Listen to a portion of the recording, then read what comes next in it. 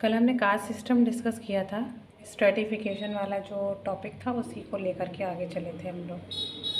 ठीक है, अब हम लोग वही पीजीटी का कोर्स जो मैं बता रही हूँ, बार बार इसलिए बता दे रही हूँ ताकि आप लोगों को पता चले कि पीजीटी जो 18 तारीख को होने वाला है उसका पूरा चीज़ कवर कर रहे हैं हम। ठीक, तो थ्योरीज ऑफ स्ट्रेटिफिकेशन कल हमने बोला था कि बताएंगे हम।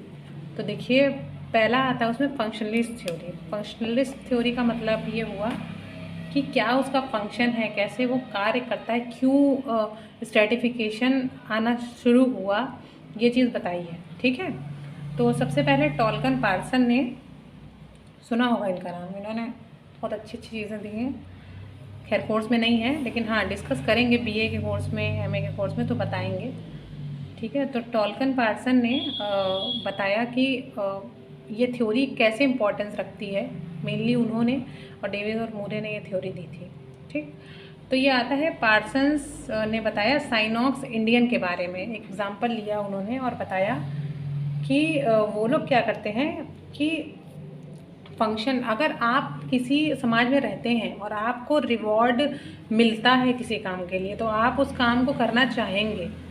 ठीक है, तो अच्छे काम के लिए अच्छा रिवॉर्ड मिल रहा है, तो ये स्ट्रेटिफिकेशन, मतलब अगर कोई अच्छा काम कर रहा है, बड़ा काम कर रहा है, तो वो ऊपरी स्तर पे है, तो ये सामाजिक स्तर ऊपर हो गया उसका। और कोई निचला काम कर रहा है तो वो निचले स्तर पर है, तो ये स्ट्रेटिफिकेशन बांटा गया है ऐसे। ठीक, तो पार्सन्स कहते हैं साइनॉक्स इंडियन जो हुआ करते थे तो वो उनकी बहुत हाई वैल्यू हुआ करती थी। क्यों? ब्रेवरी में बहुत ब्रेव हुआ करते थे, बहुत जनरसिटी हुआ करती थी, उदार हुआ करते थे। क्यों? क्योंकि वो वॉरियर हुआ करते थे, वो अच्छे घोड़ों की राइड करते थे और वो बचाते थे दुश्मनों से अपनी जातियों को।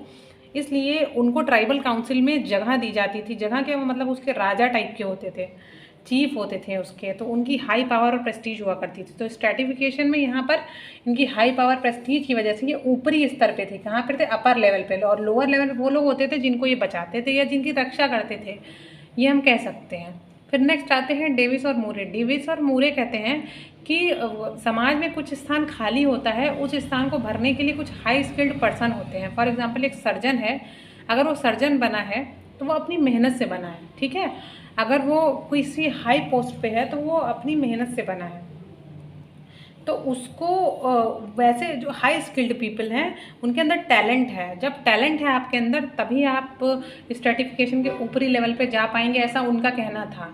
लेकिन इनका क्रिटिसिज्म जब हुआ तो ये बताया गया कि ऐसा इन्होंने कुछ एक्सपेक्ट को हटाया हुआ है। कुछ ऐसे भी लोग होते हैं, फॉर एग्जांपल फिल्म स्टार जो होते हैं, वो ऐसा तो है नहीं कि बहुत बड़ा समाज में काम कर रहे हैं। इन्होंने बोला था समाज में अच्छा काम कर रहा है, सर्जन है तो इलाज कर रहा है, लेकिन वो सर्जन तो है नहीं, कोई अब समाज सेवा तो कर नहीं रहे हैं वो, फिर भी उनका एक स्थान ऊंचा है, कैसे उसको जस्टिफाई किया जाएगा? तो ये उनका क्रिटिसिज्म हुआ था। फिर कॉन्फ्लिक्ट थ्योरी आता है। कॉन्फ्लिक्ट थ्योरी में हमने जैसा कि लिखा हुआ है, आपको दिख रहा होगा बोर्ड पे, ये मार्क्स आते हैं, वेबर आते हैं, कोजर आते हैं और डेरेनड्रॉफ आते हैं। सबसे पहले मार्क्स की बात करते हैं। मार्क्स सीधी सीधी बात करते हैं, दो लोग के बीच में सोसाइटी बटी हुई है। पहला आता है बुर्जुआ वर्ग, जिसको उच्च वर्ग या पूंजीवादी वर्ग कहते हैं, और नीचे सर्वहारा वर्ग। ठीक, फिर उसके बाद नेक्स्ट आता है वेबर।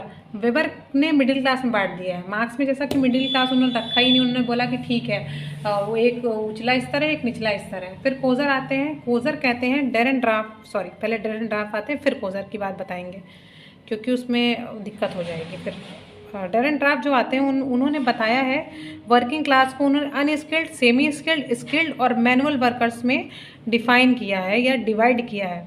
वो कहते हैं ये cohesive class structure can not be formed among the social class. ऐसा स्ट्रक्चर फॉर्म किया जा सकता है केवल और केवल, जो हमने बताया अभी क्लासेस के बारे में, अनस्किल्ड, सेमी स्किल्ड और स्किल्ड वर्कर्स ही कर सकते हैं।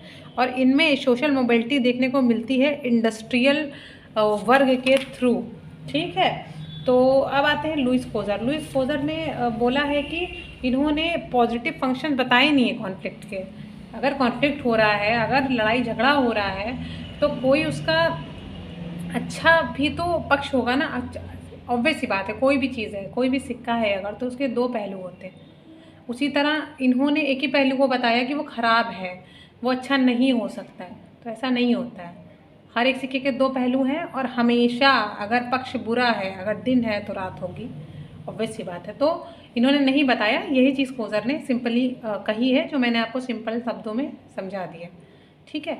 फिर नेक्स्ट आता है इवोल्यूशनरी थ्योरी। इवोल्यूशनरी थ्योरी लेंस्की ने दिया है और वो बताते हैं कि जो भी पहले चीज़ें होती थी तो उन्होंने इंडस्ट्रियलाइजेशन को जोड़ करके उससे देखा है। उन्होंने कहा है कि हमेशा किसी इंडस्ट्री को स्किल्ड वर्कर चाहिए, लेबर फोर्स चाहिए, इफ़िशियंसी भी चाहिए ताकि वो अच्छा प्रोडक्शन कर सकें।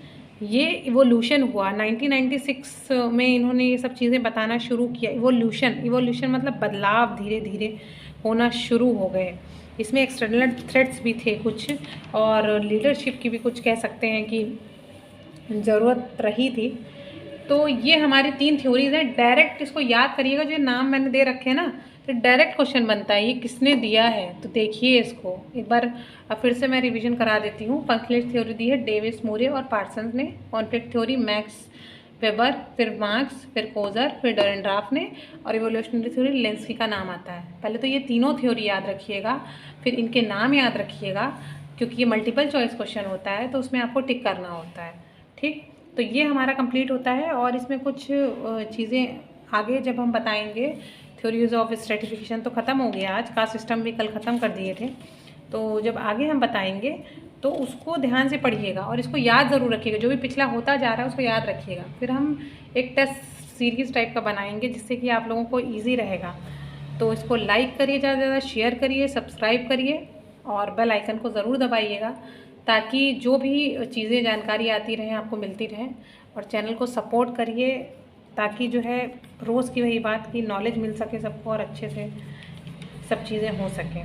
तो आगे हम डिस्कस करेंगे कास्ट के बारे में। तो आज के लिए इतना रखते हैं। Thank you.